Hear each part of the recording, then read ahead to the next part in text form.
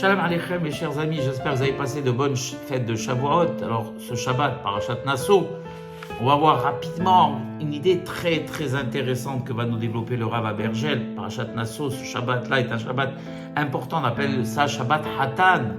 Celui d'avant, Shavuot, on l'appelle Shabbat Kala, puisque la mariée, c'est le Ham Israël en l'occurrence, qui viachol se marie avec Hakadosh Baruch Hu, donc le Shabbat avant le mariage, c'est Shabbat Kala, et le Shabbat après le mariage, donc après la fête de Shavuot, s'appelle Shabbat Hatan, qui est un Shabbat particulièrement saint, dans lequel toutes les auroras, toutes les lumières auxquelles on a eu droit à la fête de Shavuot se répercutent sur ce Shabbat, et c'est pour cela que c'est un Shabbat qui est vraiment très très spécial. Et là on va voir justement, on va apprendre encore un léka sur un ordre qui était donné à l'époque par Akadosh Baruch Hu quand le Ham Israël était dans le désert, et après plus tard quand ils sont rentrés en terre d'Israël, dans lequel Akadosh Baruch Hu avait demandé à Moshe de demander au Ham Israël d'expulser du camp d'Israël 3 types d'impurs. Alors on avait ce qu'on appelle le tsaroua, la tsaraat, donc celui qui était atteint, on va appeler ça lèpre, mais c'est pas réellement de la lèpre.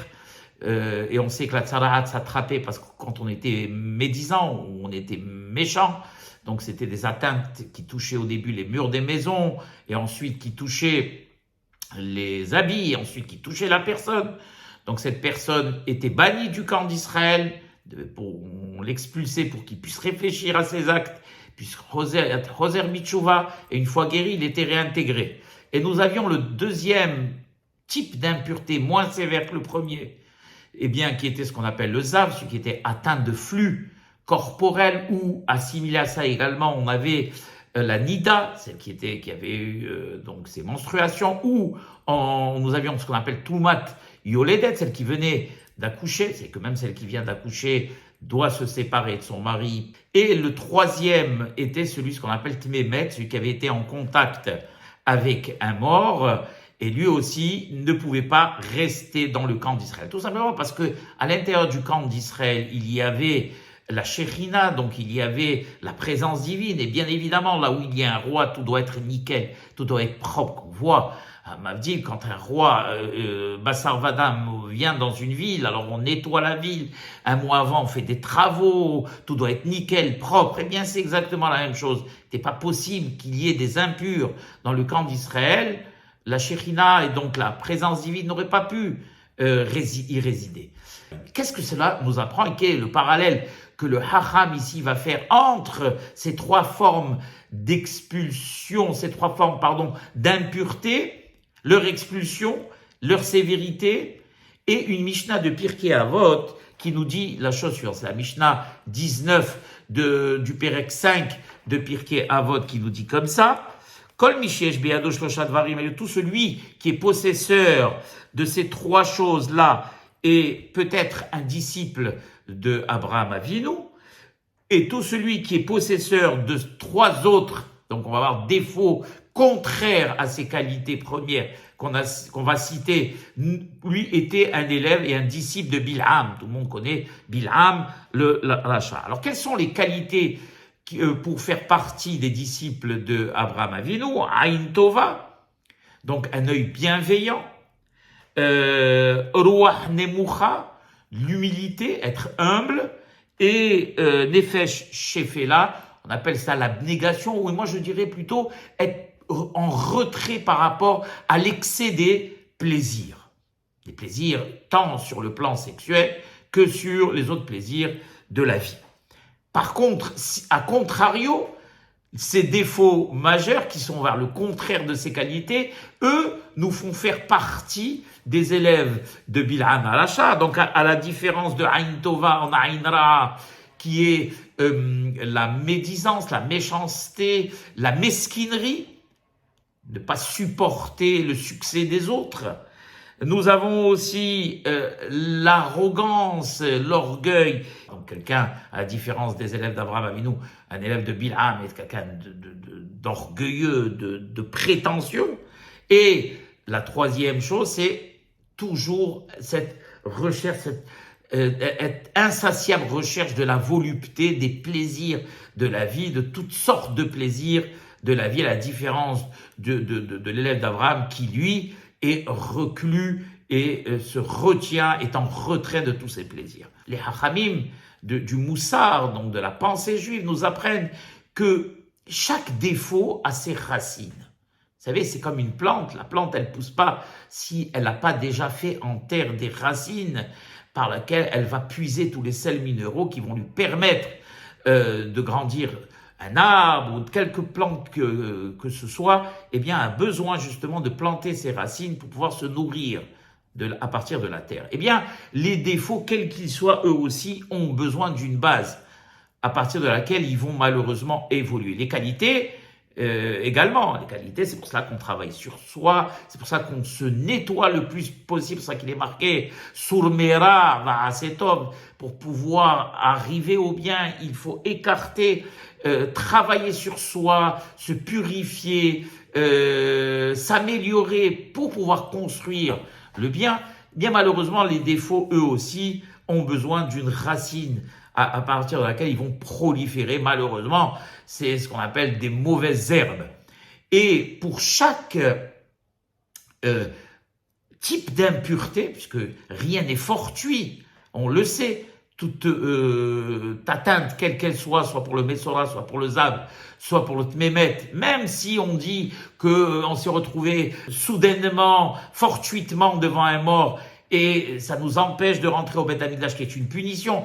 Il y a une raison à cela, c'est Akadosh Baruch Hu qui l'a voulu, parce qu'on n'a pas été assez prudent, parce qu'on n'a pas fait les choses comme il se devait. Le Metzora, on sait, parce que lui n'arrête pas d'être méchant, d'être médisant, de dire du mal des autres.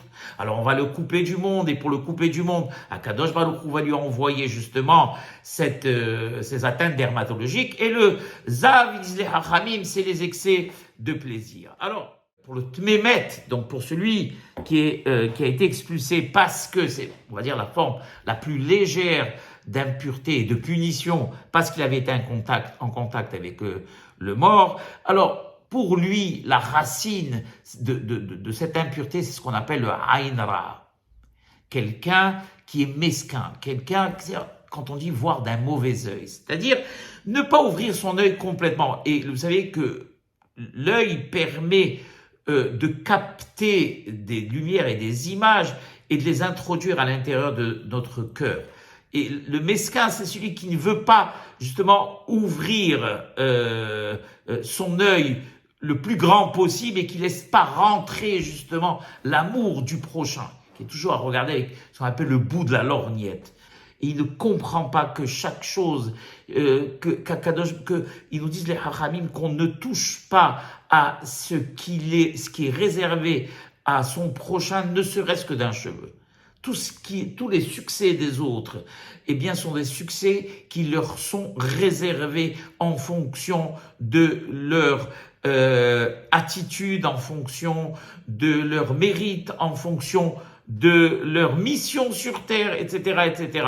Ce sont des outils qu'Akadosh Baruch Hu lui donne ou leur donne pour pouvoir accomplir et mener à bien leur mission. Donc on n'a pas à être jaloux de quelque chose qui ne nous concerne pas. C'est comme si on volait les lunettes du prochain. À quoi me sert-il de voler les lunettes de mon prochain? Je ne pourrais pas les utiliser. Chacun a des outils adéquats et particuliers qu'Akadosh Baruch Hu lui envoie. Ça peut être des succès, comme ça peut être aussi malheureusement des échecs. On n'est jamais jaloux des échecs, on est toujours jaloux des succès. Donc on ne doit pas ni être jaloux des succès.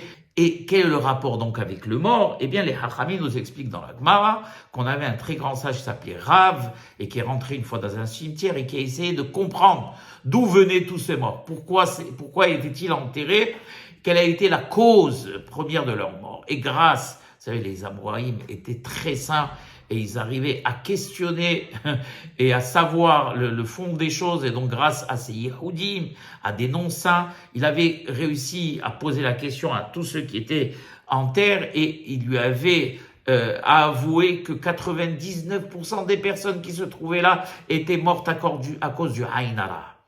Et le Rav Messas nous donne une très belle explication. Non pas que eux étaient morts parce qu'on leur avait fait du mauvais œil, mais parce que, justement, eux, ils étaient détenteurs de ce défaut.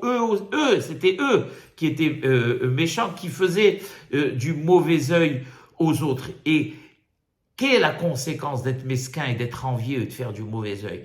Eh bien, c'est qu'on est rongé par la jalousie.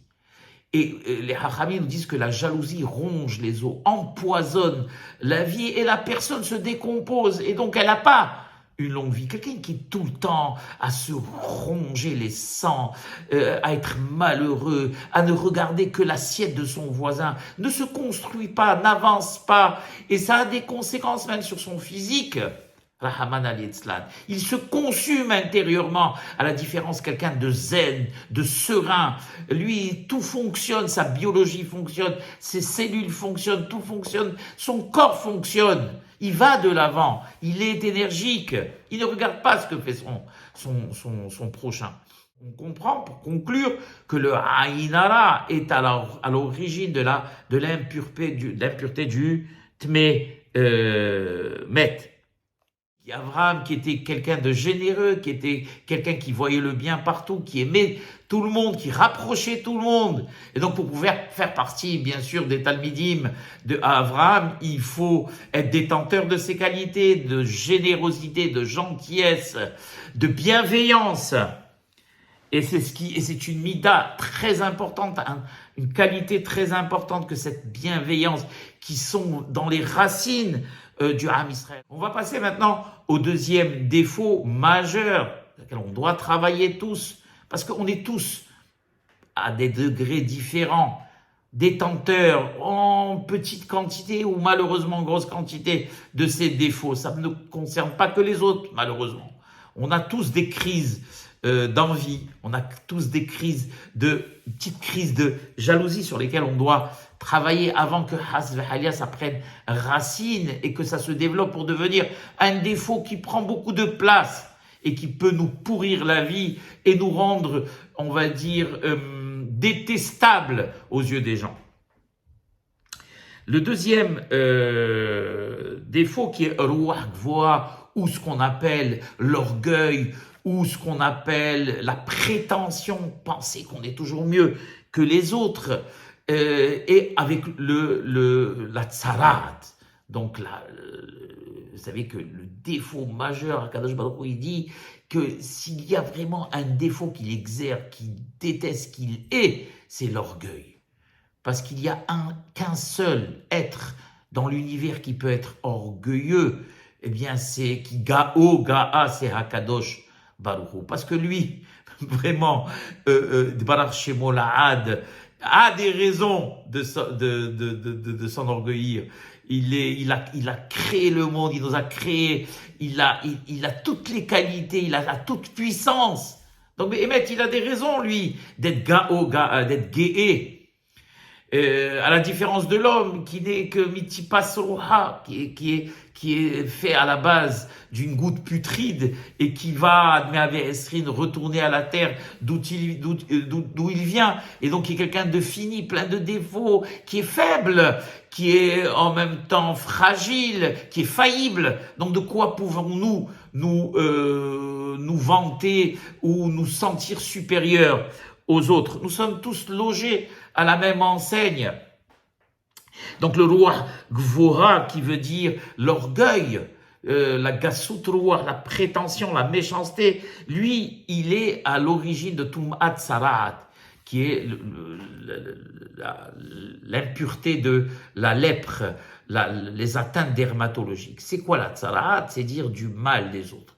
Et pourquoi dit-on du mal des autres? Eh bien, parce qu'on pense qu'on est mieux que les autres. Et pourquoi on pense qu'on est mieux que les autres? Eh bien, parce qu'on est habité par ce défaut d'orgueil où on se place, on veut toujours être placé au-dessus des autres. Alors, pour être placé au-dessus des autres, quand on n'arrive pas par nos propres moyens, par nos qualités, par notre travail, eh bien, on rabaisse les autres pour mieux être au-dessus d'eux. Et comment on les rabaisse? En disant du mal d'eux. Et c'est pour cela que le Tsaroua, donc le lépreux, devait amener, une fois que il était guéri, ce qu'on appelait le korban de Taharat HaMetzora, pour être complètement purifié et retourner au sein du Am Israël. Il amené avec lui Etzerez, un morceau de bois de cèdre, et il a amené du rouge qui venait d'un verre de Tolaat, Shani, et il a amené Ezov de l'hysope. Eh bien, tout simplement, Erez étant la symbolique de la majesté, donc de l'orgueil, on va passer du stade de l'orgueil à celui de l'hysope, celui de cette herbe tout à fait banale et de ce verre de terre qui ne représente rien. C'est justement tout ce processus où on avait compris que on s'était érigé au-dessus de tout le monde et que on devait retourner à la normale et donc devait être moins que de l'hysope, moins qu'un tolaat, ce verre. Les élèves d'Abraham Avinu ne pouvaient pas être détenteurs de ce défaut-là majeur, puisqu'Abraham était connu pour être quelqu'un de modeste, quelqu'un d'effacé, quelqu'un de gentil. Et c'est quoi en réalité le modeste? Vous savez, le modeste, c'est pas quelqu'un qui n'est pas conscient de ses qualités. C'est complètement faux. Quelqu'un qui est fort, qui est brillant, on lui demande pas de s'annuler ou de renier ses qualités ou de ses réussites. Non, c'est pas ça. Un modeste, c'est qui sait que tout ce qu'il a obtenu, eh bien, ça lui vient de Hakadosh Baruch Hu. Quelqu'un qui a réussi dans les affaires, ça lui vient de Hakadosh Baruch Hu. Quelqu'un qui a du succès dans son travail, son intelligence, ça lui vient de Hakadosh Baruch Hu. Alors, la seule chose qui nous vient pas, qui vient d'Hakadosh Baruch Hu, comme il est marqué, Hakol bidei shamayim chutz mirat shamim, c'est la crainte, le travail qu'on a à fournir sur soi pour servir l'Éternel et pour le craindre. Ça, c'est un travail personnel. Mais tout le reste nous vient, on a de beaux enfants, Baruch Hashem, une belle maison, tout ça nous vient d'Hakadosh Baruch Hu. Le modeste, c'est celui qui sait que tout ce qu'il a, il n'a pas obtenu par la force de son poignet, mais parce qu'Hakadosh Baruch Hu a bien voulu qu'il l'ait. C'est ça le réel modeste. Il a réussi à son examen, c'est vrai qu'il a travaillé, mais en réalité, s'il a travaillé, il a réussi et il a trouvé les bonnes réponses, c'est parce qu'Hakadosh Baruch Hu a bien voulu. Combien de personnes étudiées d'arrache-pied et échouent? Ça ne veut pas dire que pour cela on doit rester les bras croisés ou de rien. Non, non, non, tout cela est faux. La personne doit faire tout son possible pour réussir et doit mettre de son côté tous les moyens pour y accéder et réussir. D'ailleurs, le contraire, sans effort de notre part, on n'obtiendra rien d'Hakadosh Baruch Hu. C'est une règle fondamentale. Mais une fois qu'on a obtenu cette chose-là, ne pas se frotter les mains et dire « Ah, c'est grâce à mon intelligence. Ah, c'est grâce à ma malice. Ah, c'est grâce à mon savoir. » Non, c'est grâce à Hakadosh Baruch Hu. Donc, le modeste, eh bien, c'est celui qui est conscient de ça. Et quand on est modeste, on ne dit pas du mal des autres. On n'est pas méchant avec les autres. Puisque nous-mêmes, on n'est pas mieux que les autres. Pourquoi on n'est pas mieux que les autres? Parce que ce qu'on a, c'est Hakadosh Baruch Hu nous l'a donné, qui nous l'a donné. Donc pourquoi s'ériger avec orgueil, méchanceté et rabaisser les autres? Et le troisième défaut majeur, c'est ce qu'on appelle Nefesh Rehava, c'est la recherche des plaisirs, la recherche de la volupté, de tous les plaisirs, que ce soit des plaisirs culinaires, plaisirs sexuels, toutes sortes de plaisirs que la vie nous offre. Et Dieu sait s'il y en a. La Torah ne nous a jamais interdit de bien manger, de bien nous réjouir, de cohabiter avec notre femme. On ne doit pas vivre en reclus comme les moines et on a le droit de se marier. On a le droit de tout cela. On a le droit d'aller en vacances. Mais tout doit se faire selon les règles que la Torah nous impose. Tout doit se faire selon les normes. Et tout doit se faire avec des frontières. On ne doit jamais, hasbe haïla, pencher dans l'excès, ni au niveau de notre sexualité, ni au niveau de nos plaisirs culinaires, ni à tous les niveaux que ce soit. Toute chose doit être cadrée selon le Shulchan Aruch. Et justement, c'est de cette manière que toutes les choses sont appréciées. Si vous posez la question à des personnes qui se vautrent dans la volupté et le plaisir, eh bien, ils vous diront eux-mêmes qu'ils ne trouvent plus rien, aucun plaisir. Et d'ailleurs, ils sont tout le temps obligés de chercher quelque chose de plus, toujours d'augmenter un petit peu les sensations parce que le stade d'avant ne les satisfait plus. Et ils vont toujours à la recherche de plus et de plus et de plus et de plus, que ce soit au niveau de la drogue, ou que ce soit au niveau sexuel, ou que ce soit au niveau culinaire, ou que ce soit au niveau, à tous les niveaux, toujours à la recherche de nouveaux plaisirs. Et pourquoi? Parce que ça, les anciens ne les satisfont plus. Et pourquoi ne les satisfont plus? Parce que tout est dans l'excès. La Torah nous a appris à, comment dirais-je, à cadrer les choses. Et justement, comme nous explique les Hachamim, le fait que pendant 10 jours, 12 jours, nous n'avons plus le droit de cohabiter avec notre épouse, eh bien, après, quand ces 12 jours sont passés, quand justement elle s'est trempée dans le mikvé, on retrouve notre épouse avec plaisir. Mais imaginez si tous les soirs, on avait le manger du Shabbat. Quel plaisir aurions-nous à nous attabler le soir du Shabbat et à profiter? Si on buvait de manière excessive tous les soirs, quel plaisir y aurait-il à boire du bon vin le Shabbat ou à boire un bon alcool le Shabbat? C'est parce que justement, on ne fait pas la même chose pendant la semaine. Et cela dans tous les plaisirs, dans toutes les choses de la vie. Et cet excès de ta'avot et de plaisir ne sied pas au Ham Israël, qui est un Ham, comme il y a marqué, Kedoshim Tiyu ki Kadosh Ani, comme Akadosh Baruch Hu nous enjoint, nous demande, soyez saints car je le suis, et on doit, nous, être à l'image de Akadosh Baruch Hu.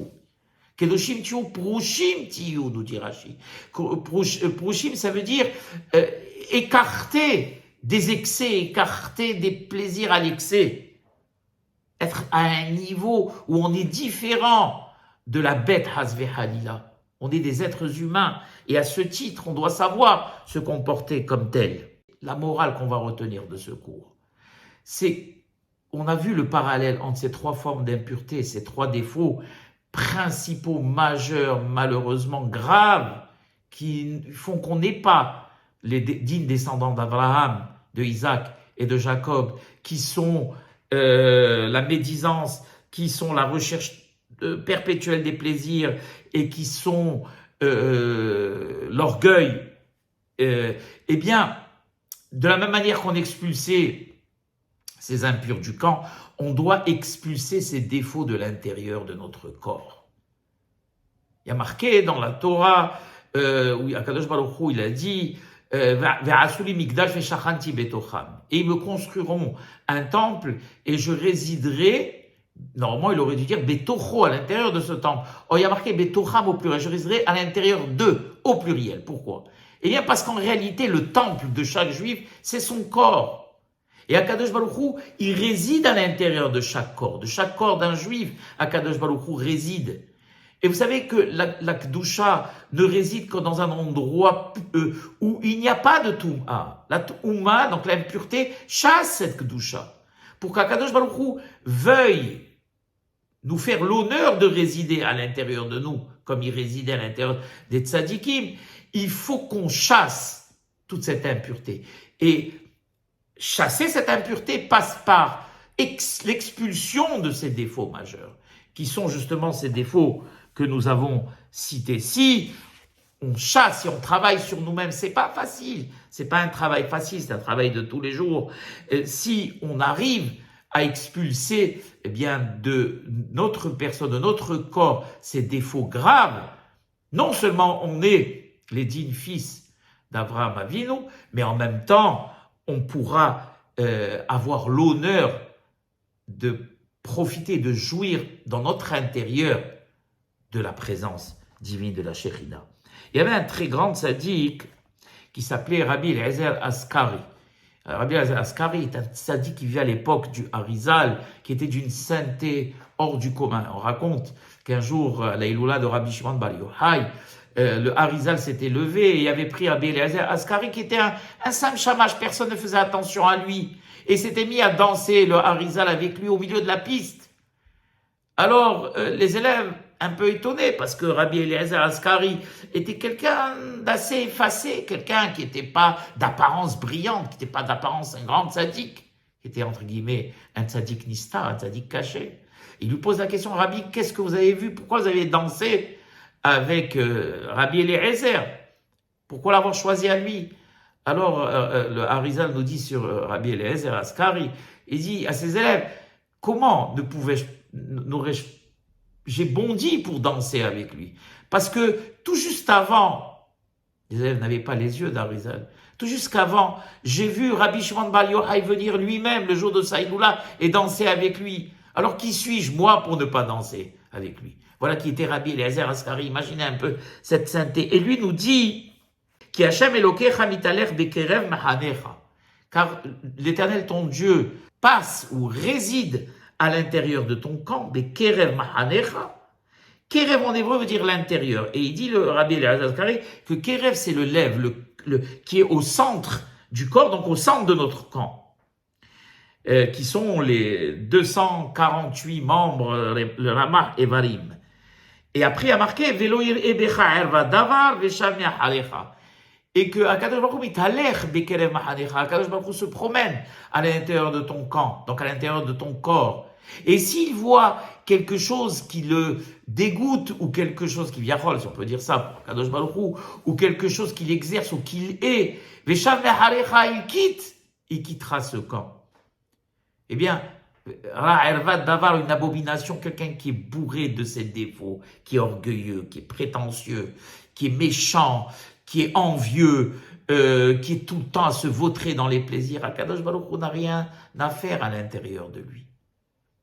Donc à nous, Baruch Hashem, on a les moyens de le faire, et ne disons pas, eh bien ça ne me concerne pas, moi je ne suis pas comme ça. On a tous à l'intérieur de nous, ne serait-ce qu'une pincée de ces défauts. Et même cette pincée, eh bien, elle doit être diluée, elle doit être expulsée pour qu'Akadosh Baruch Hu daigne nous faire l'honneur de résider parmi nous. Voilà mes chers amis, j'espère que ce cours n'était pas trop compliqué, j'espère que je l'ai bien expliqué. Donc à très bientôt. Baruch Adonai Le'olam. Amen et Amen.